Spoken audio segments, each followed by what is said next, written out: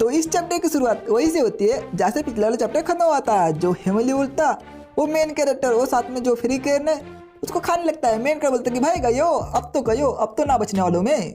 लेकिन जो उसका हार्ट है वो काम करने लगता है, मतलब धक धक करने लगता है। उसके अंदर जो 9 गोल्डन एप्पल पिले वो अपना काम शुरू कर देते हैं और उसके अंदर से जो येलो स्प्रिंग मैप है वो भी बाहर निकलता है और जो 7 डेडली स्मोक और हेवनली वुल्फ है उसको अपने अंदर एब्जॉर्ब कर लेता है।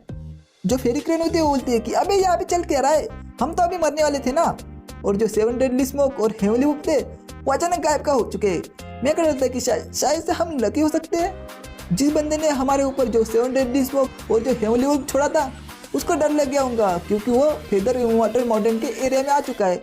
अगर कोई उसे नोटिस करता है तो वो लोग यहाँ पे आके उसकी बैंड बजा देंगे, इसलिए उसने उनको वापस बुला लिया होगा। लेकिन मुझे डर है कि हम यहाँ थोड़ी देर और रुके तो हम पर खतरा आ सकता है, तो हमें आज के दिन जाकर रेस्ट करना होगा और हम बाकियों को भी बता देंगे कि यहाँ पे खतरा है तो यहाँ पे ना आए करके। जो क्रेन होते हैं बोलते हैं मैं भी तो ट्राई कर रही हूँ वापस जाने के लिए। फिर मेकर बोलता है कि लकीली जो फेरी क्रेन की जो इंटेलिजेंट होती है यानी कि दिमाग होता है वो 8 साल के बच्चे जैसा होता है, इसलिए उसको बुद्धू बनाना बहुत ही ज़्यादा आसान होता है। फिर सीन से होता है हमें एक बंदे को दिखा देता है, इसका नाम होता है मोलिंग, जिसने कि मेन कैरेक्टर के ऊपर 7 डेडली स्मोक और हेवनली वुल्फ छोड़े थे। वो बोलता है कि कैसे जो मेरी 7 डेडली स्मोक और जो हेवनली वुल्फ थे उन लोगों को किसने ऑब्जर्व किया है, ऐसा नहीं हो सकता।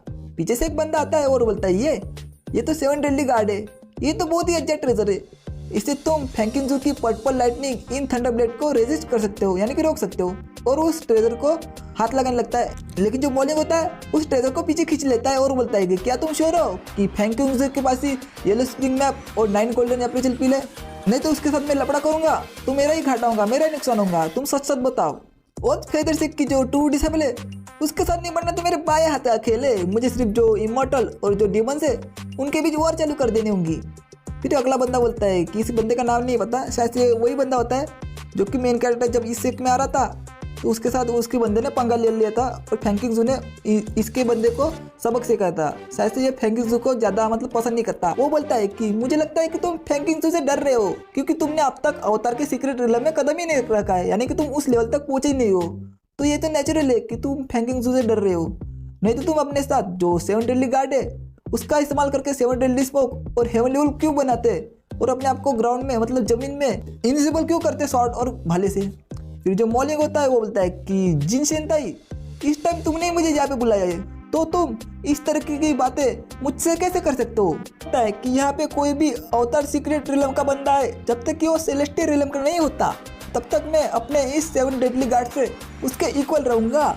और अगर ये तुम्हारे बाप के लिए नहीं होता जो कि फेदर सेक के डैन रूम का एक एल्डर है जिसने तुम्हारे लिए यिन यांग लॉन्गविटी पिल लाई जिससे कि तुम अवतार के सीक्रेट रिलम को कल्टिवेट कर सको।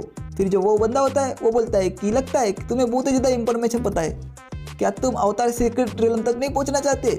और अगर तुम मेरी मदद करोगे फैंकिंग को रास्ते से हटाने के लिए तो तुम 9 गोल्डन एप्पल पिल को रख सकते हो। और कैसा होगा कि हम साथ में जो येलो स्प्रिंग मैप है उसको साथ में पढ़े यानी कि उसको साथ में समझे। फिर मॉलिंग बोलता है क्या तुम ये चाहते हो कि मैं फैंकिंग को मार दूँ? अगर एक ट्रू डिसेबल मर जाता है तो उसके परिणामों से बचना बहुत ही ज़्यादा मुश्किल होता है। फिर वो बंदा बोलता है कि मैं ये नहीं चाहता कि मैं उसे मार दूँ, मैं बस ये चाहता हूँ कि मैं उसकी बॉडी और सोल को पालूँ और मैं उसको कॉन्कर करूँगा और उसके जो भी चाहूँगा वो करूँगा। फिर रात में जो पर्पल पार्पी के वहाँ का सीन देखा जाता है जहाँ पे मेन कैरेक्टर कल्टिवेट कर रहा होता है और मेन कैरेक्टर बोलता है कि डिवाइन पावर में ब्रेक थ्रू करने के बाद ये एक टर्निंग पॉइंट है जहाँ पे बहुत सारे मास्टर रुक जाते हैं और डिवाइन पावर में ब्रेक थ्रू कर और इसके अनस्पीकेबल कनेक्शन को समझकर कोई इंसान डिवाइन पावर के सीक्रेट रिलम को आगे बढ़ाने में क्वालिफाइड हो सकता है। और जो अपने आसपास की जो पावर होती है वो नाक से खींचने लगता है और बोलता है कि आज जो कुछ भी हुआ उससे मुझे ऐसा लगा कि मैं ब्रेक थ्रू कर सकता हूँ और अपने मुँह से निकालने लगता है और बोलता है कि जो ब्रीदिंग टेक्निक मुझे मास्टर बाई हाइजन ने बताई थी उसका जो वर्ड है वो बिग वेव से लिया गया है जो कि वेस्ट एनर्जी को रिप्लेस करके जो नई एनर्जी है उसमें बदल देती है। फिर जो कल्टिवेट करने लगता है और अपनी आंखें खोल लेता है और बोलता है कि पूरे बॉडी की जो 5 सेंस है वो एक्सट्रीमली सेंसिटिव और रिस्पॉन्सिव होती है और जो इंटरनल ऑर्गन होते हैं वो बहुत ही ज़्यादा स्ट्रॉन्ग होते हैं और जो ब्लड और जो फ्लैश है वो इम्प्योरिटाइज और रिफाइंड होते हैं। फिर जो पीछे से कोई आवाज़ देता है वो बोलता है कि कौन है?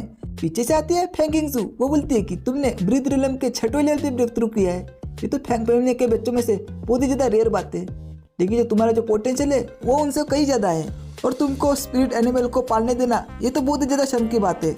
और तुम हमारी फैंग फैमिली के एक मेंबर हो और तुम्हारी स्ट्रेंथ बहुत ही ज़्यादा है और तुम डिजर्व करते हो एक हाई स्टेटस जो कि तुम्हारे साथ आएगा। और फेदर सेक के आउटर डिसेबल में से तुम्हारी फैंग फैमिली के लिए अभी भी एक स्पॉट खाली है, तुम इसे भर सकते हो। फिर मैं बोलता है क्या तुम मुझे आउटर डिसेबल का एक स्पॉट देना चाहती हो? फिर फैंकिंग्स बोलते हैं कि तुम्हें इतना सरप्राइज होने की कोई ज़रूरत नहीं है। और ये जो दुनिया है ये पहचान को नहीं देखती, ये देखती है ताकत। ताकत ही इटर्नल होती है। फिर उसको एक कार्ड देती है, वो होता है आउटर डिसेबल का एडमिशन कार्ड। उस पर उसका नाम भी लिखा होता है फैंगन। और वो बोलते हैं हालांकि तुमको टेस्ट देना पड़ेगा। फिर अगला दिन होता है, मेन कैरेक्टर अपनी फेरी क्रेन को लेकर मतलब जो टेस्ट है उसको देने के लिए निकल जाता है। वो क्रेन बोलते हैं कि क्या तुम्हें आउटर डिसेबल बनने का एक मौका मिला है, लेकिन तुम अभी भी सो रहे हो। अगर ये मेरे लिए नहीं होता तो मैं देखती कि तुम्हारे साथ आगे आगे क्या होता। फिर मेंकड़ बोलता है कि मुझे माफ़ करना, मैं रात को इम्प्रूव करने के लिए सो गया था और तुम्हारा बहुत बहुत शुक्रिया कि तुमने मुझे आज का खाना और बारबेक्यू दी। फिर जो फेरी क्रेन होते हैं बोलते हैं कि ये हुई ना बात, ऐसे ही मुझसे माफ़ी मांगते रहना। फिर उड़ते उड़ते उसी जगह आ जाते हैं। मेंकड़ बोलता है क्या कहीं इमोर्टल अकेडमी है? जो फेरी क्रेन होते हैं वो बोलते हैं कि तुम्हें टेस्ट की जो डिवाइन पावर पपेट है उसे ध्यान रखने की ज़रूरत है। मेन कैरेक्टर बोलता है डिवाइन पावर पपेट वो क्या होता है? फिर वो बोलते हैं कि हम पहुंच गए। फिर मेन कैरेक्टर वहाँ से नीचे कूद जाता है, वहाँ पे धुआं धुआं हो जाता है। वो बोलता है कि मुझे माफ़ करना इसके लिए, मैं लेट तो नहीं हुआ ना। फिर सभी लोग उसी देखने लगते हैं। तो ये चैप्टर ये भी खत्म होता है। तो आपकी ये वीडियो कैसा लगा मुझे कमेंट में बताना। और हाँ, और अगर इस पर अच्छा रिस्पॉन्स आया तो इसे कंटिन्यू करूँगा, वरना तो मैं एक मानव कंटिन्यू कर रहा हूँ मिलियन टाइम अटैक स्पीड वाली, तो उसे भी देख लेना। तो तब तक के लिए बाय बाय, सायोनारा।